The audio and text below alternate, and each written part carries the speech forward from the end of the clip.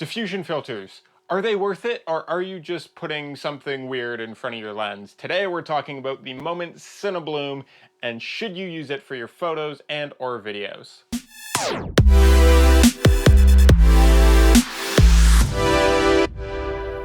What is going on, everybody? It's Finn Badgley, and today we're talking about this guy right here. This in particular is the Moment Cinebloom 10% diffusion filter.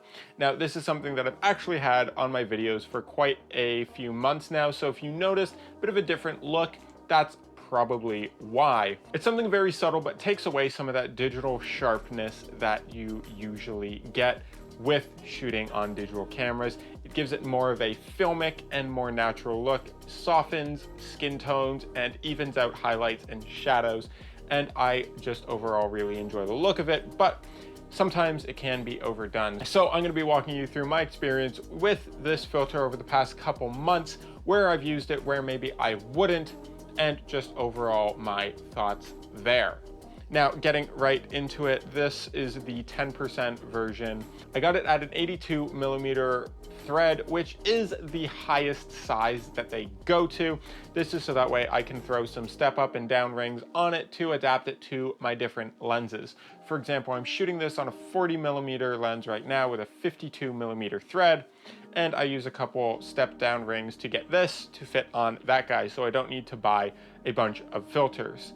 Now, this guy retails for I think about $80 US, but for me in Canada it was about 100 because of the conversion there. Now, why the 10%? They have a 5%, a 10%, and a 20% options.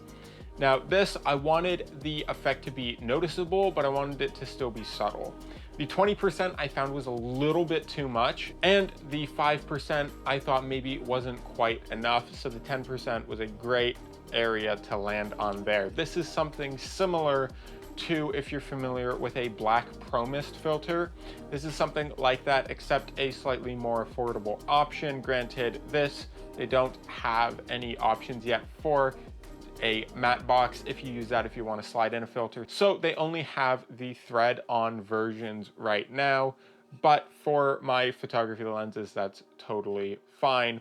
And basically I was looking for a particular effect. I'd been looking at a couple different options of diffusion filters for a while and wanted something to kind of soften things out a little bit, give me a little bit of a bloomed highlight, but not go so crazy where everything looks like you're shooting through a bunch of Vaseline or something like that.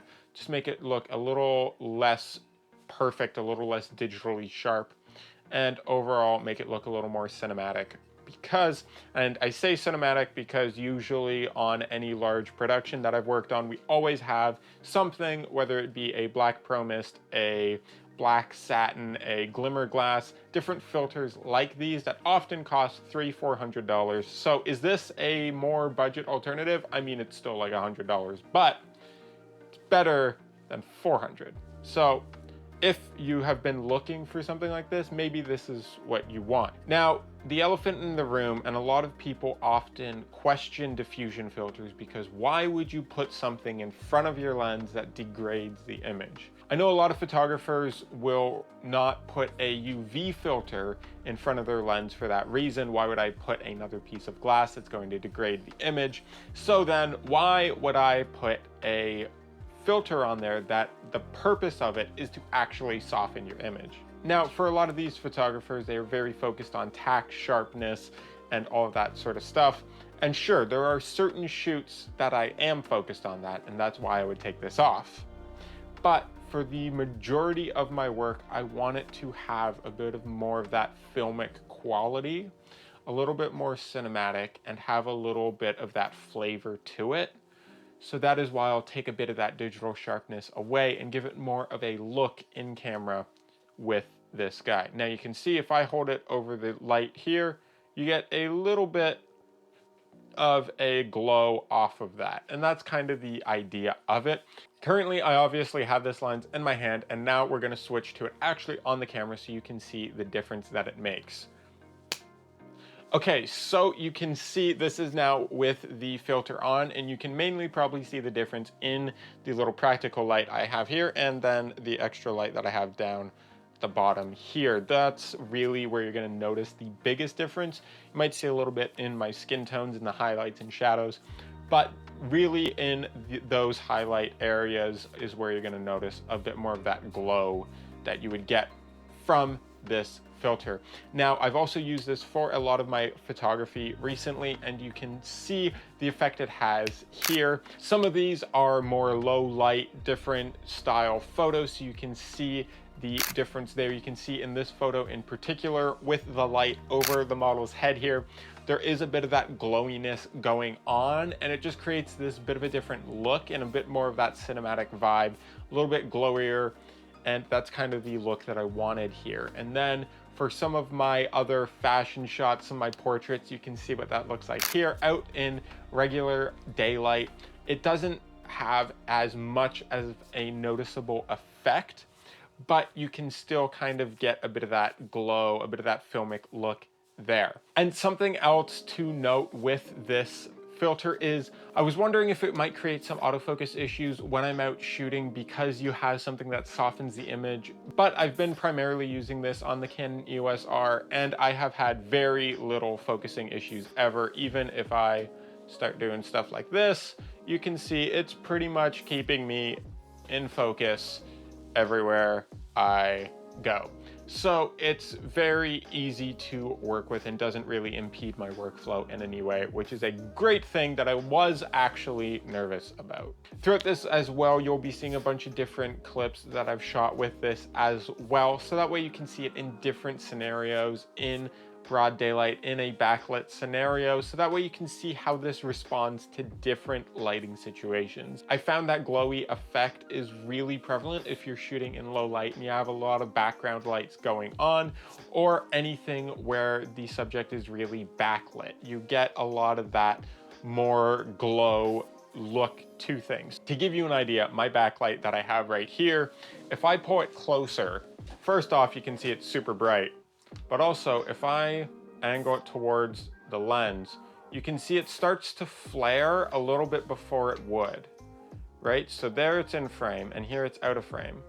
And you can just see how that's kind of giving that glowy look to things. And it makes it a little less harsh when it comes in, so you're not having this super hard light. It softens things a little bit and evens out those skin tones, which is especially great if you're shooting people a lot. This is why on these film sets that I'm on, we use different diffusion filters, because it kind of takes away some of that digital sharpness, gives more of that film look that oftentimes we're going for, and still gives you the benefits of shooting on digital.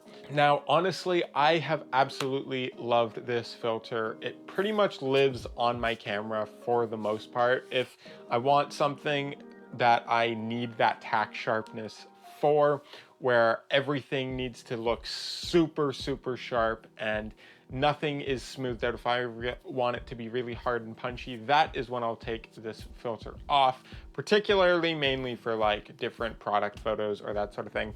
But for the majority of my work, I leave this on there just because I love the look that it gives.